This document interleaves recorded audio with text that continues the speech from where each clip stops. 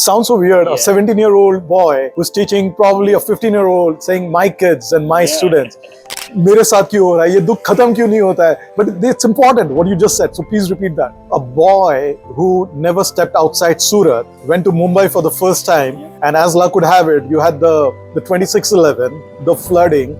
If you don't understand and learn AI, next year you will be behind the race.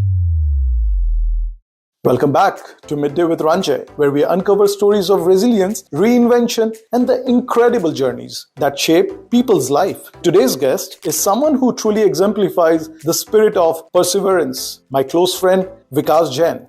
Vikas's story is one of grit, determination, and the pursuit of excellence. At a very young age, he was forced to take responsibilities due to financial challenges. But instead of letting circumstances define him, he took charge, excelling in academics and even teaching kids his own age. His brilliance nearly landed him in one of the most prestigious colleges in India, where less than 1% of applicants secure admission. Fast forward to today, and Vikas is a successful technology leader, a living testament to the great American dream. His journey is nothing short of inspiring, and in this episode, we will dive into the defining moments, the struggles, and the mindset that help him build the life he has today. This is a very informal conversation that you don't want to miss.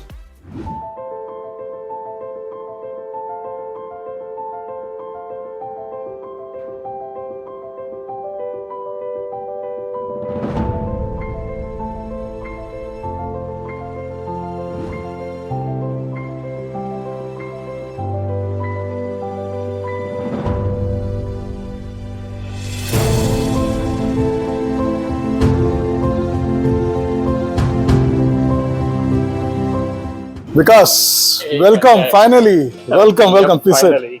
Thank you for inviting me. मैं almost 2 साल से try कर रहा था. Finally. Welcome to Midday with Ranjay. How are you? Doing good. It was a busy day. Yeah. Glad we are here and it's a good place. So It's a good place. It's a good place, and not the right day. It's been raining. It's gloomy, right? But I'm excited to talk to you. So let me get a little more comfortable here. This chairs. Well, I hope I don't fall. Otherwise, we'll have a lot more viewership today. Right. Yep. How have you been? How's 2025 treating you? 2025 has been terribly busy. Okay. Which is good. The markets, as everyone knows, are having a lot of volatility, but at least we are able to sustain our growth. I'm able to do some good work, which is of course satisfying. What is in future, we don't know. There's a lot of uncertainty, but at least we are working to make sure that we are hedging our bets when it comes to consulting work that I do. Wonderful. So Vikas, do you have any idea what we are going to do right now? No, I just want to go with the flow. Let's see where we go. So, I had my first season back in COVID time, and this time I wanted to meet people in person, especially people who got some story about resilience in their life, people who reinvented themselves. And knowing your story, which is like full of masala, dhamakedar, worthy of a Bollywood movie, I really think that people should listen to your story, and even if one person can get inspired, I was just telling my viewers that your story would be a perfect American dream story, so to say, right? And I've seen people, I think everybody who lands here, they want to have something like this, but I'm sure there were lots of ups and downs, and we're going to talk about that. So there are a bunch of questions, and again, I don't have any structure as such. Let's make it as informal as we can. So, because you come from a city of Surat, which is in Gujarat. Talk about your childhood. Talk about the background that you come from. Talk about your childhood memories. What kind of kid were you? Were you always so studious, serious? Yes and no. So interestingly, I'll start at my college life and then I'll go back in my childhood. I did my engineering from National Institute of Technology, and for those who already know NIT in India, that's a institute wherein there's 50% from the same state where the college is, but the other 50% come from all over the place, from every state, be it Assam, be it Mizoram, be it Arunachal, anywhere. Now, when I was there and someone asked me to give my intro, that tell us which state you belong to or where you come from, I said I'm from India, and the reason being I was born in Andhra. Okay.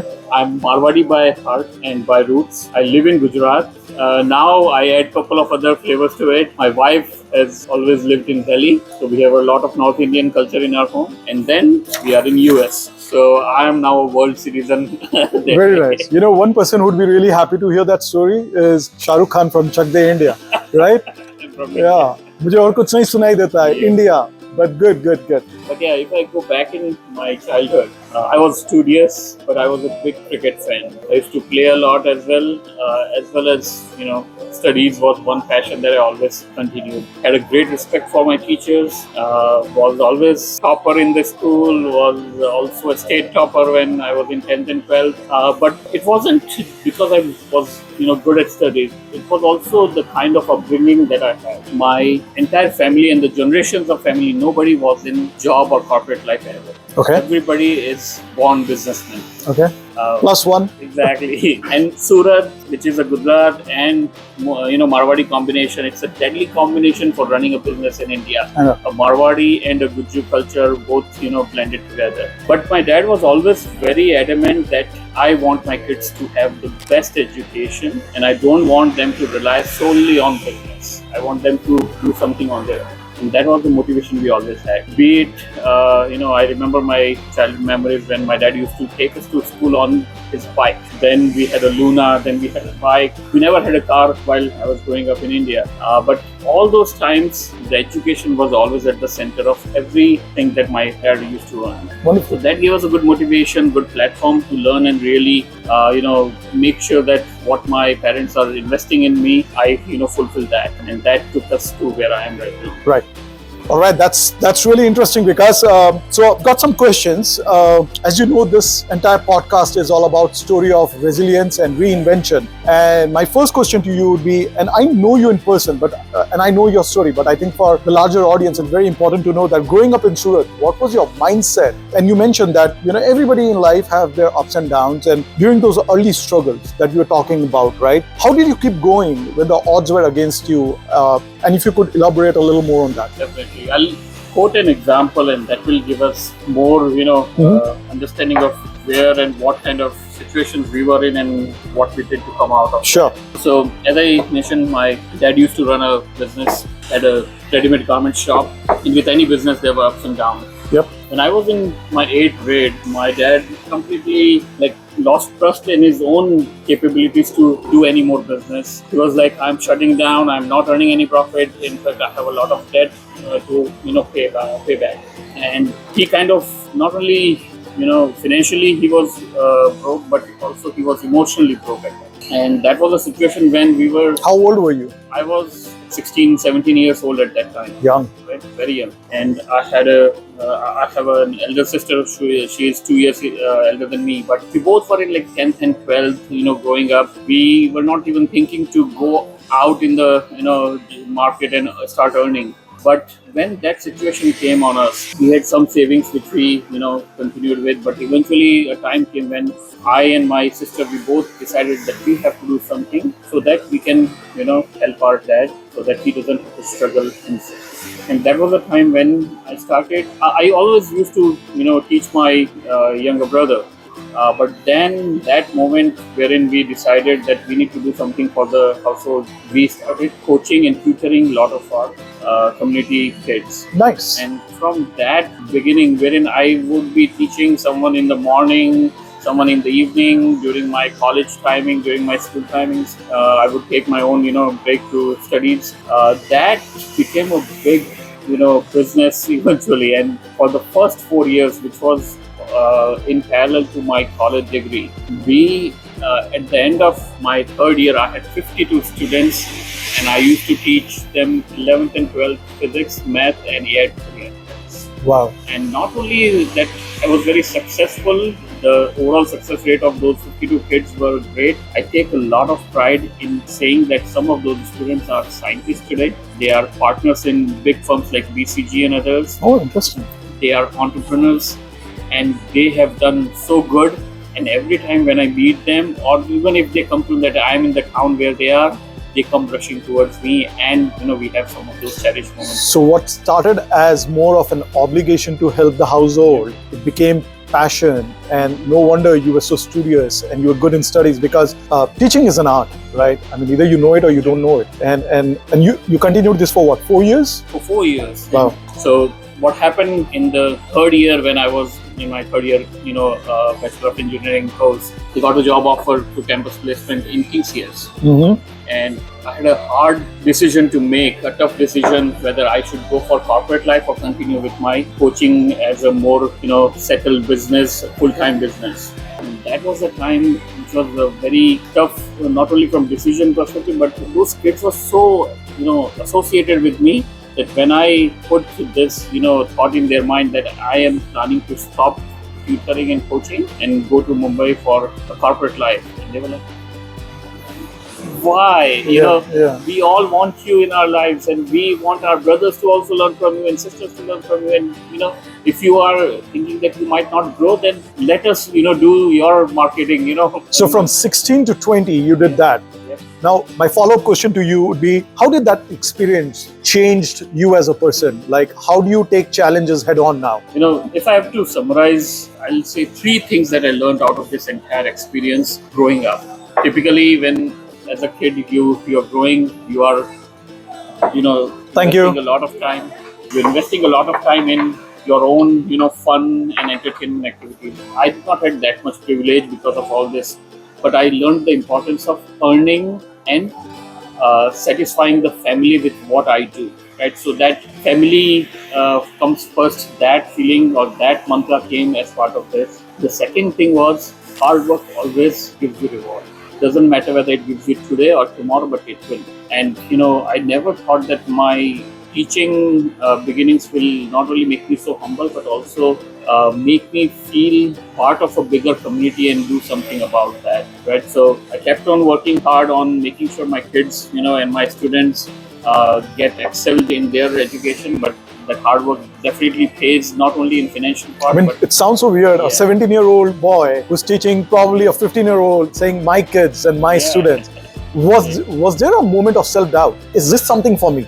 Always, even now, right? And that is a good feeling to have. I mean, especially I'll tell you, when you as an individual feel complacent about something, that is the end of your growth, right? Keep doubting yourself. Keep telling yourself every day that, am I doing it the best possible way that I can, or is there a better way to do this? While teaching, I always challenge my kids, my students, that can you do better than this? If I can do it, then you can definitely do it. That was my sentence at least 10 times in a day. I would say that if I could do it, you can definitely do it. And that made them motivated enough to do and give their best. So the other question that I have would be turning setbacks into strength, right? And we just heard that. Looking back, what was a setback or a failure that actually turned out to be a blessing in disguise? Would you say, was it destined? Was it planned by whoever that you call God, supreme power, that they will throw you in the middle of the ocean to see whether you go down or you swim? Well, I'll go down for sure because I don't know swimming. Okay. But coming back to your point, I think when you look into all these experiences that you had, one thing you always trust is your own self-confidence, right? You know that it doesn't matter how difficult the situation is, there is a way out. And I had several such things in my life after, I came to US as well. But every time those incidents came, one thing was always constant: belief in myself. That if I keep persevering, if I keep telling myself that I can do it and I can come out of it, I will. So where did that confidence came from? I think that teaching profession, and especially that 4th year of my teaching, right, when my students came and told me that please don't go, we will do everything for you. That was such a big recognition. So that was like the validation that, okay, you know what, I belong here. And you were getting comfortable, and then you came out of the comfort zone and say, you know what, I know I did this, I got my validation, now move to the other area, which is corporate world, and let me struggle there. So that's, again, it's like, a butterfly, a larva leaving the skin and becoming a butterfly. Why? You were comfortable. Why to reinvent? And I'm assuming by then the financial situation would have changed. Yeah, the financial situation changed, but I didn't want to be living in that status quo all the time, right? I wanted to make sure that, I keep reinventing myself in a way. I never lived outside of Surat all my life, right? I, of course, visited my families, which were all over the India, but I never went and lived a hostel life as well. I was a day scholar. And that was my opportunity, that I want to go and explore this and see what is on the other side. Okay. And my last sentence to my students when I was leaving tuitions was that let me go and explore for 2 years. if I realize in 2 years I don't belong there, I'll come back. Okay. And those 2 years became 24 years today. Okay. Interesting. So now let's talk about the growth, the leadership, the legacy. Was there a defining moment when you realized you had the power to change your destiny? And what was the shift was like for you? Like, okay, I was thrown in the deep side of the ocean when I was 14, 15, came out of it. And then again, something happened, I came out of it. Complacency, you mentioned something about it, but it's very easy to set in. You're a human being, right? So it's easy to set in and say, oh, you know what? Whatever that I put my mind and focus, I can change the destiny. Was there a feeling like that ever? There was, and I had a lot of setbacks as well. See, any journey, if you don't have setback, then it's not the right journey. Then there's something missing, and you might be, waiting for a bigger setback. I want you to repeat that because that's important. Because in today's day and age, kids coming out of school, colleges, they feel that all the wrong happenings. मेरे साथ क्यों हो रहा है ये दुख खत्म क्यों नहीं होता है but it's important what you just said so please repeat that. Yeah, I mean you can beep what I'm going to say in a second, but there's a saying that I always believe in, which is life fucks everyone. Yep. You just wait, your turn will come. But I had several, starting from where I was. Then living in Mumbai for 2.5 years, I've seen the worst of Mumbai in terms of all those terrorist attacks that happened, the flood happened. I've walked in more than knee-deep water in those Mumbai floods and tried to, rescue myself and a couple of my teammates. But the decision to come to US was not an easy one, and the reason being, I always wanted to go and get my MBA degree. So I kept on working. In addition to my corporate job, I was always trying to go for my CAT and other such competitive exams. I got some decent score. 99.43 percentile was my last score, but I did not get into the IIMs, and that was my only dream. That what percentile was it? 99.43. At 99.43, you didn't get IIMs. Yep. I wanted only A, B, or C. Okay. And I did not get it. And I was like, forget it. I don't want to stay in India. I want to go. And, my client was calling me in Atlanta in US. And I was like, okay, now I've tried enough. Let me go and explore that part of the world. That was the beginning of a new chapter. Okay. And that taught me another several lessons which I never expected that I will. But I kept on taking them bravely as they came. So, a boy who never stepped outside Surat went to Mumbai for the first time, and as luck would have it, you had the 26/11, the flooding, the recession, the Great Recession of 2008, 7 and 8, and then I know the heartbreak of getting 99.43 percentile, 99.43, and not getting into the college of your dreams. I'm sure you must have slogged your ass off to get it, and then you said, okay, enough is enough, move to United States. And how was the struggle here? I mean, everybody have their own horror stories, but I would like to understand that. Many of you who have lived in hostel might feel like, oh, that was normal. For me, it wasn't. And the reason being, again, staying in Surat, then of course 2.5 years in Mumbai, I had a lot of roommates and I had that experience. But when I came to US, it was a completely different experience. I had some of my roommates which were definitely 10, 12 years elder than me. They were looking at me as the young kid who is going to, get brutally, ragged and will take care of everything that we don't want to. I definitely was not of a kind who wanted to make enemies on my, first day here in US. But 9 months, the initial 9 months were struggling. Not only being homesick, also trying to adjust to the culture of US, but also my roommates were not the, best kind or the experience that you really want. But eventually, I adjusted, they adjusted, we had a good 9 months eventually, and then time came when my other friends who were with me in Mumbai, they started coming to US. Okay. Then so now you got the maturity. Exactly. Now I'm like, okay, I'm moving on my own. I'm going to have my own, little team, which we will not only are good friends and know each other, but also try to grow here as a family. Because when you are in US, you don't have your family here, but your friends are your family. True. And especially as a bachelor, that is a big support system we Indians got here. Yeah. And this was the first time you were staying away from your family, right? Yep. So I can imagine the homesickness and you being a foodie, missing the food. Oh, yeah. But that was a blessing in disguise for my friends. Yeah, because you are an amazing cook, right? Yeah, when you are a foodie, you also like to cook. Very interesting. And, that became a good blessing for them. Okay, cool. So now you have majority of your friends here. So that brings me to next question, which is handling pressure and uncertainty here. Okay. So as you climb the corporate ladder, because how did you handle the pressure of uncertainty, leadership? Talk about that. Because again, you being coming from a different country, leading a different demographic altogether. Teaching students is a different thing because you're imparting knowledge and they will respect you. But being a leader of different demographic, if you know what I mean, how did you manage that? I'll take you back in 2008. Recession hit US market. The easiest thing to do in any recession is try to cut your staff. Your, people who you think are doing something which is not immediately required, is not mandatory, or is more like value add, because that helps you cut the expenses right away. In 2008, half of my team were in the chopping block. Okay. Many of them were asked to go back to offshore in India.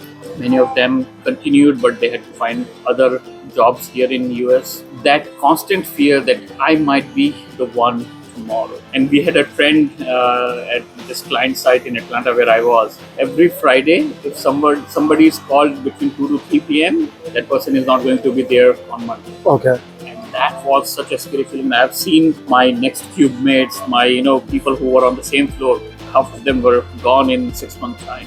During that time, one thing I realized that if I have to be relevant, I need to keep reinventing myself. जो हिंदी में बोलते हैं ना कि अगर आप एक ही काम हमेशा करते रहते हो तो आप एक्सपर्ट हो जाओगे, बट वो काम की अगर जरूरत ही नहीं तो फिर करोगे क्या? Right. That became my mantra, that if today something, say for example, at that time I was doing a lot of work within data space, developing data warehouses and reports and all of that. That looked great.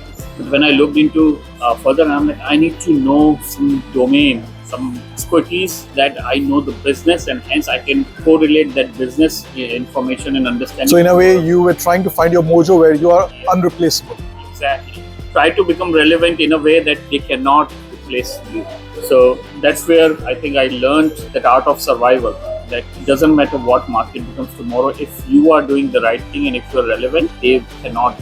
So talk about the leadership challenges, because generally, as I said, my question was, students will listen to you, they're paying to learn something. But when you are leading the entire different demographic here, how do you manage that? Like, why would they listen? Somebody from, say, Virginia or somebody from Nicaragua, why would they listen to you? Good question. And I think the market dynamics and the way our clients or our, different organizations behave is very similar, right? It doesn't matter where you are. If tomorrow the market is not behaving, everything that is not required is going to be put on hold. So you have to make sure that you keep on changing. And today is the AI era, right? Everybody's trying to learn AI. If you don't understand and learn AI, next year you will be behind the race. Yeah. To keep reinventing yourself. That is the most important thing that I always tell my team and my colleagues. That don't again become complacent, try to reinvent yourself and trust in your abilities. If you have learned all these things in so many years, nothing is new. You can always learn anything which comes. Right. So you went to Mumbai, you were there for 3-4 years, and then you came here. It's been 20 years here in US, give or take, and you've seen your struggle, you've seen different phases of America growing, and also you saw the Indian economy growing in the last 25 years. You started with TCS and now currently you're with Gartner. Could you just explain what's your current role with Gartner? Yeah, I'm a senior expert partner with Gartner and I head the entire cloud and infrastructure practice for North America for Gartner Consulting. Okay. In my role, I look at clients across all the industries when it comes to cloud, infrastructure, technology modernization. So as a senior leadership team of Gartner, and now that you have achieved considerable amount of success, how do you avoid complacency and how do you challenge yourself? It becomes tougher and tougher. I'll give you what I used to think when I was a developer. As a developer, I used to think that, this partner of mine or this manager of mine has such an easy job. I am doing all the work and that guy has to not, even write a single line of code. Isn't that most of the people think? Exactly. And as I started growing in my job, it became more and more difficult. And now sometimes I wish I was better as a developer rather than as a partner. And the main reason is now you have a ownership and responsibility of everyone who is part of your team. It's not only you as an individual contributor anymore. And what it means is tomorrow one of my teammates is not successful, I am answerable. True. And I want to make sure that if I want to be successful, he has to be successful as well.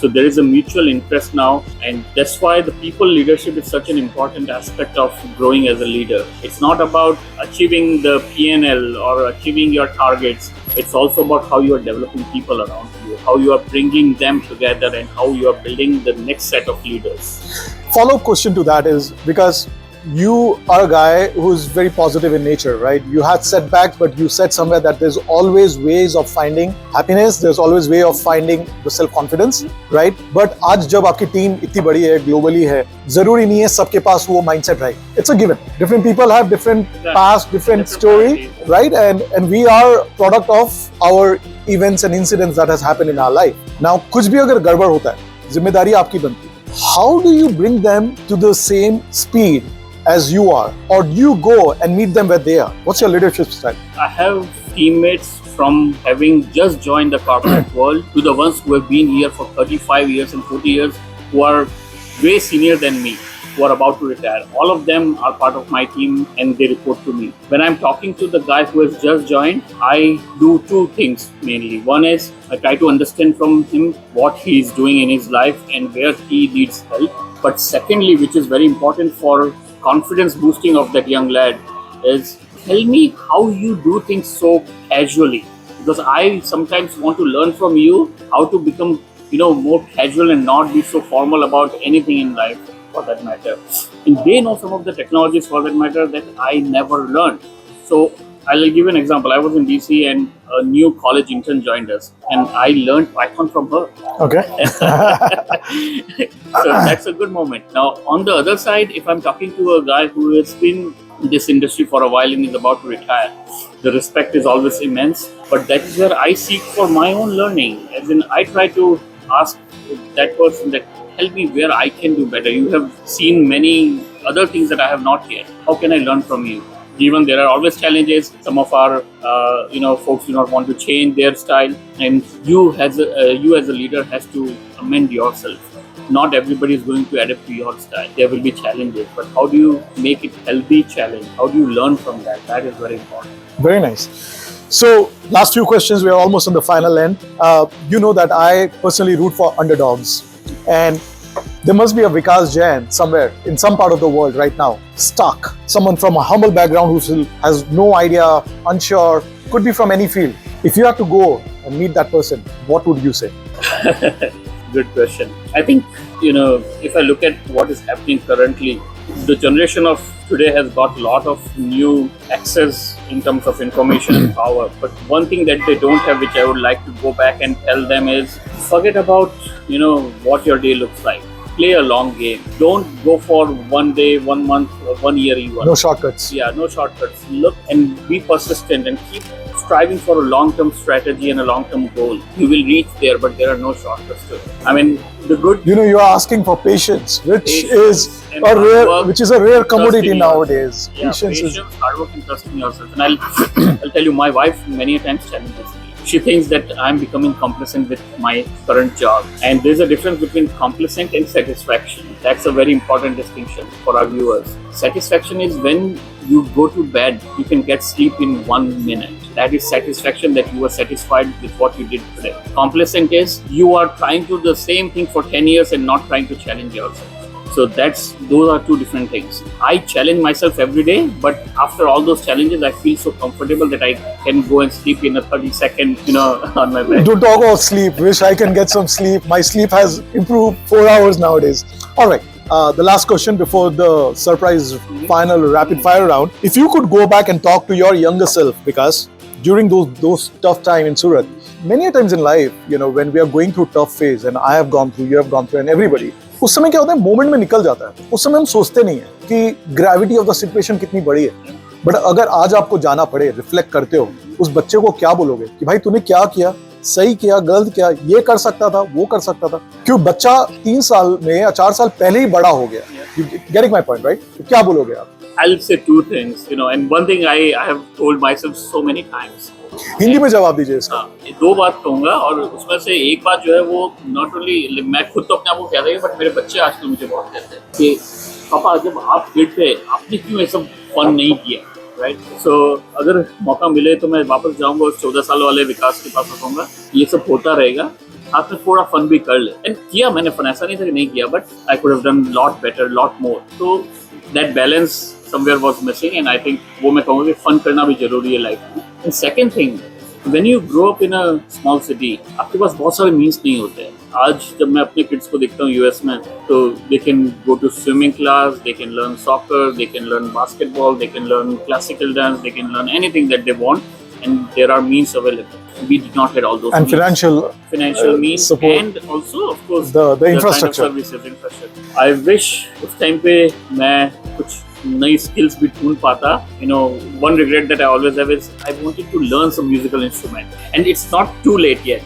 Maybe Yeah. I'll do it, but that is one thing. कि कुछ और सीख जो तेरे खुद के लिए हो, जो Right. किसी और के लिए नहीं. That is just yours. Good. Now, with that happy note, let's move to the next round, which is the rapid fire. All right, because the final round, rapid fire round, and as the name suggests, rapid. सोचना नहीं है ज़्यादा. By the way, कैसा लग रहा है ये? Good. Great setup. ठंडी भी ज़्यादा है. So we'll have to be so, rapid. so you really need to be rapid. All right, Vikas, I know you're a big history buff. I know you like Yep. really history. So if you could have dinner with any historical figure, who would that be? Lal Bahadur Shastri. And the reason I have this answer ready because I talked about it just last week with my kids. Is it? And it's all about the mystery around his death. And I really want to know what is in that Tashkent file and you know what happened with him. Interesting. What was the last thing you Googled? Last thing I googled, it's hard one. I don't remember exactly, but I अभी was आने just- से पहले yeah. GPS. No, I was just checking on the meal options for my parents who are coming, and they are. The airlines. Yeah. मुझसे पूछ लेते, मैं भी वही आया था. If you were not in your current profession, what would you be doing? As a kid, I always wanted to be a scientist or detective. One of those. I'm a big Tintin fan. I अच्छा. have watched everything. I have the entire volume of all the Tintin. मतलब कुछ भी करना है, intellectual करना Yeah, है. Good. scientist or detective. That was my, What's one myth about success that people should stop believing? that success only comes when the luck plays in your favor. Okay. There is no luck. It's all hard work and patience. True. True. I agree. There's a saying by Messi that it took me 19 years of hard work in silence to be a lucky boy overnight. So I love that. Yeah. One failure that turned out to be a blessing. I know we spoke about that, but one failure. Rapid. ठंड लग रही है. Oh. Yeah, I failed, in my entire school year, I was the topper, but I failed in one subject. That was drawing. Drawing. In my third grade, I drew a duck and I colored it green. हो सकता है ना? Green duck. And the teacher gave me like 2 marks out of whatever it was. And that at least taught me one thing, that I don't need to be good at everything. Yeah. But for things that I really can't do, if I can just do basic thing and just pass it out, I think that's Like, for me, I was never good at Hindi. I mean, बोलने वाली नहीं, लिखने वाली. If you could swap your life with anyone for a day, who would that be? right now, Trump. That's a fantastic answer. Okay. If you could time travel, would you go in the past or in the future?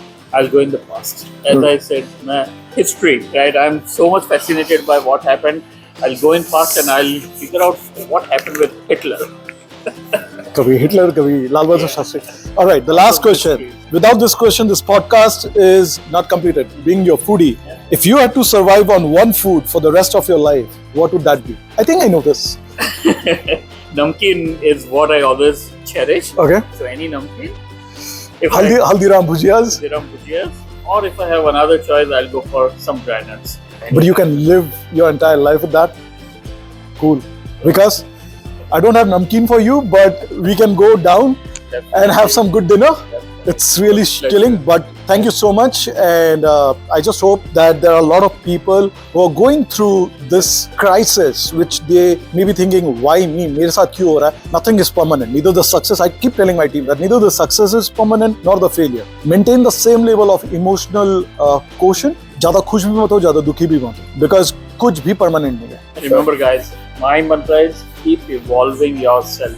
The Darwin's theory of evolution did not stop at we becoming humans. It is going on every day. I know.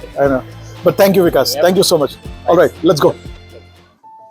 And that's a wrap to this incredible conversation with Vikas Jain. His journey is a powerful reminder that resilience, hard work, and the right mindset can truly shape our destiny. I hope you found his story as inspiring as I did. If you enjoyed this episode, do not forget to subscribe to Midday with Ranjay so you never miss an inspiring story. And if this conversation resonated with you, share it with your friends, colleagues, or anyone who could use a little motivation today. Also, I would love to hear your thoughts. Drop a comment or connect with me on social media. Let's keep this conversation going. Until next time, keep pushing forward, keep reinventing, and I'll see you in the next episode.